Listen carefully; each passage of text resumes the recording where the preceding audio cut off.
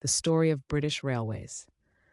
Let me take you on a journey through time, across the iron tracks that wove their way into the heart of Britain. It's a story of innovation, ambition, and transformation, beginning centuries ago and continuing to shape our lives today.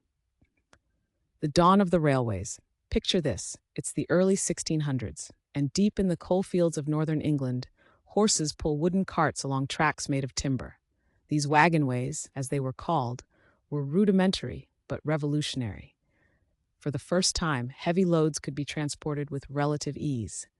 Yet, these tracks were only the first whispers of what was to come.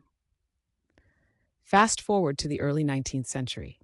Imagine the clatter of iron wheels on iron rails as Richard Trevithick's steam-powered locomotive chugs forward for the first time in South Wales. It's 1804, and though his machine was more of an experiment than a success, Trevithick had ignited a spark that would soon burst into a roaring fire. A bold new era, Stockton and Darlington. The year is 1825. Crowds gather in County Durham, watching with awe as a steam locomotive named Locomotion Number 1 pulls a train along the Stockton and Darlington Railway. Designed by George Stephenson, this is no ordinary line. It's the world's first public railway to use steam locomotives. Coal, freight, and passengers now travel faster than ever before, and the possibilities seem endless. This moment changes everything. Stephenson's genius proves that railways aren't just for hauling coal, they're for connecting people, ideas, and economies. The Liverpool and Manchester Revolution. Now let me take you to 1830, to the grand opening of the Liverpool and Manchester Railway. This isn't just any railway. It's the first to rely entirely on steam power, the first to have scheduled passenger services, and the first to be double-tracked for two-way travel. The locomotive rocket steals the show, reaching speeds that leave onlookers breathless. This railway becomes the blueprint for modern rail travel. Suddenly, cities that were once days apart are now just hours away. Industry booms, trade flourishes, and Britain begins to shrink, not in size, but in the time it takes to travel across it. Railway mania, the age of expansion. The 1830s and 1840s, a time of dreams and frenzy.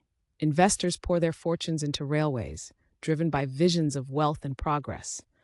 Tracks stretch across the land like veins, pumping life into towns and cities. It's called railway mania, and for good reason. By the end of this era, Britain's rail network has grown at an astonishing rate, but not every dream survives. Some ventures falter, and financial bubbles burst. Still, what remains is extraordinary, a national network connecting Britain like never before. Challenges and triumphs, standardizing the railways. As the railways expand, a problem emerges. Not all tracks are built the same. Some are narrow, others are wide. This lack of standardization causes chaos until the Gauge Act of 1846 steps in. Most railways adopt the standard gauge of 4 feet 8.5 inches. Even Isambard Kingdom Brunel's ambitious broad gauge lines for the Great Western Railway must eventually conform. Order is restored, and the railways march on. Victorian marvels and everyday magic. The Victorian Age is the golden era of the railways. By 1870, nearly every town and city is connected by train. Imagine stepping onto a platform in bustling London and disembarking in Brighton for a seaside holiday just a couple of hours later. Railways make it possible. Freight trains transform industries, moving coal, textiles, and goods faster than ever. And the engineering. Think of the Forth Bridge, its towering red steel spanning the waters of Scotland, or the Severn Tunnel, plunging beneath the earth for miles. These marvels of human ingenuity inspire awe and fuel progress. The Big Four, a new chapter. As the 20th century dawns, the railways face competition from cars and buses. The once thriving railway companies begin to struggle. In 1923, the government consolidates over 100 companies into 4 major players: the Great Western Railway, London and North Eastern Railway, London, Midland and Scottish Railway, and Southern Railway. Together, they are known as the Big Four.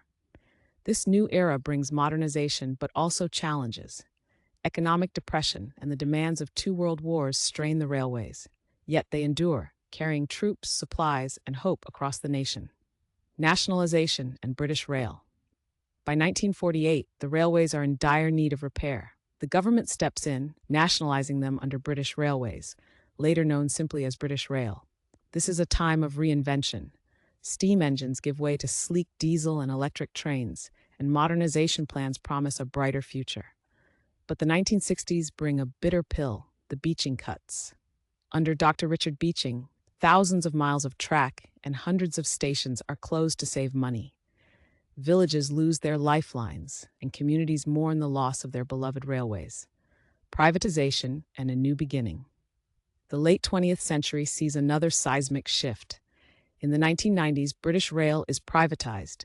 Train services are handed over to private companies, while infrastructure is managed separately. The results are mixed. On the one hand, competition improves customer service. On the other, rising ticket prices and fragmented accountability leave many frustrated. Yet, the railways remain vital. They carry millions of passengers each day, connecting lives and livelihoods. The age of high speed and sustainability. Now let's look to the future. High-speed trains race across the countryside, cutting journey times and reducing congestion. The Channel Tunnel Rail Link, or High Speed 1, has opened a direct route from London to Europe, and plans for High Speed 2 promise to bring northern England closer to the capital. At the same time, the railways embrace sustainability. Electric trains replace diesel engines, and new technologies like hydrogen and battery power emerge. The railways are not just part of Britain's past, they're part of its green future, a legacy of connection. As we step back and take in the full picture, one thing is clear. The story of British Railways is the story of Britain itself. From the smoky beginnings of the Stockton and Darlington Railway to the high-speed marvels of today, the railways have shaped our industries, our cities, and our lives. They've connected us, not just in miles, but in spirit. And as long as those tracks stretch across the land, they will continue to carry us forward.